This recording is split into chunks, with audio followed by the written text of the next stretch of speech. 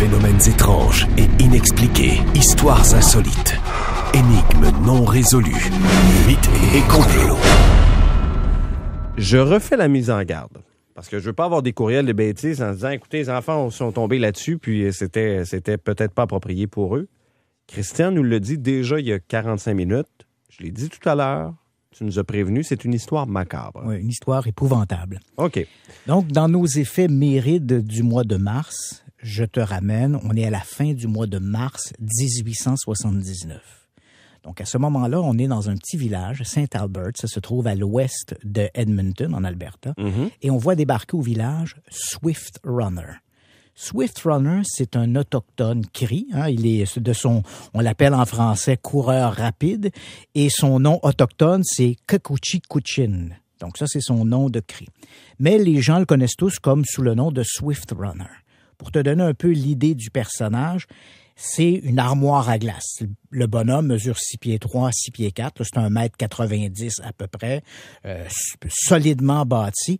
Et il n'est pas connu nécessairement pour les bonnes raisons. C'est-à-dire que dans le village, à Saint-Albert, oui, on le connaît comme étant un gars qui a un peu le coude léger.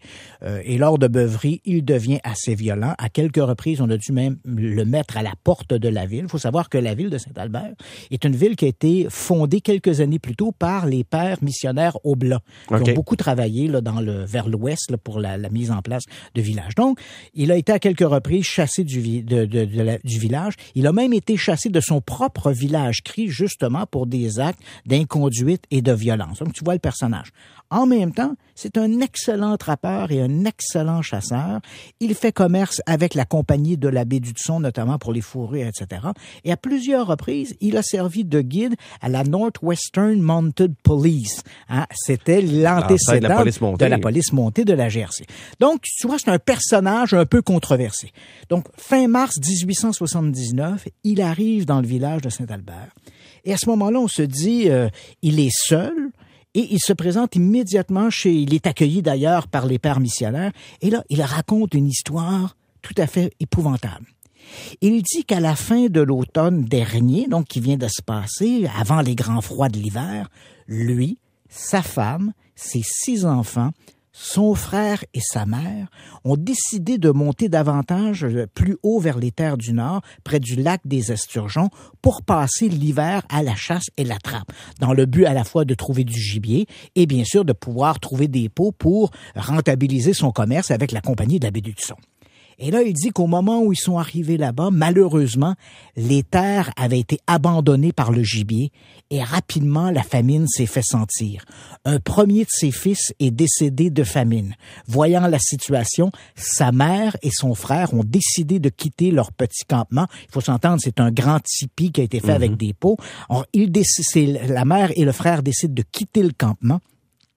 Et donc, lui reste là avec sa femme et ses 5 enfants survivants, mais peu à peu, la famine dominant, ils se sont nourris de rongeurs, ils ont fait bouillir des plantes, mais malheureusement, les enfants sont morts un à un de famine, tant et si bien qu'à la toute fin, sa femme, désespérée, a pris l'arme à feu et s'est suicidée.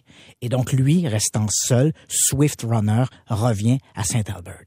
D'abord, les missionnaires écoutent son récit et on l'accepte assez ouvertement. Évidemment, on est contre. C'est la compassion, c'est triste, c'est un drame. Mais au cours des jours qui suivent, on commence à se poser des questions. Swift Runner ne semble pas très préoccupé, ne semble pas être l'homme traversé par le chagrin du drame. Il est plutôt souriant, fait quelques beuveries encore au village.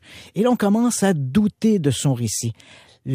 L'inquiétude, si je peux dire, monte d'un cran lorsque d'autres chasseurs, arrivant du même secteur où était Swift Runner, arrivent en ville avec des vives et des fourrures et racontent à quel point l'endroit était abondant de gibier. Ce qui n'était pas sa version du tout. Voilà, qui ne correspond pas du tout à la version de Swift Runner. Et là, on commence encore à douter lorsque Swift Runner commence à dire aux enfants du village qu'il va les regrouper éventuellement pour les amener en forêt dans une espèce d'expédition de chasse et de trappe. Okay. Alors, on commence de plus en plus à se poser de questions. Alors, éventuellement, les missionnaires Oblats de Saint-Albert vont se rendre à Fort Saskatchewan, qui se trouve beaucoup plus à l'est et où il y a un poste de la Northwestern Mounted Police. Alors, les missionnaires se rendent au poste de police et, écoute, je l'invente pas, le policier en question s'appelle Sévère Gagnon. Sévère Gagnon. Sévère Gagnon. Donc, on rencontre Sévère Gagnon et là, on exprime les doutes à propos de Swift Runner. Et Sévère Gagnon leur dit, c'est étrange que vous me dites ça, parce que des Indiens, des Autochtones cris sont passés par le village en me racontant que toute la famille de Swift Runner aurait été dévorée par le Wendigo. Alors, évidemment, ça reste j'en ai parlé il y a 45 minutes. Le Wendigo, c'est ce personnage, un monstre de la mythologie qu'on retrouve chez les peuples liés aux Algonquins. Le monstre de la forêt qui est anthropophage et qui s'empare de ton âme si tu es seul, isolé dans la forêt.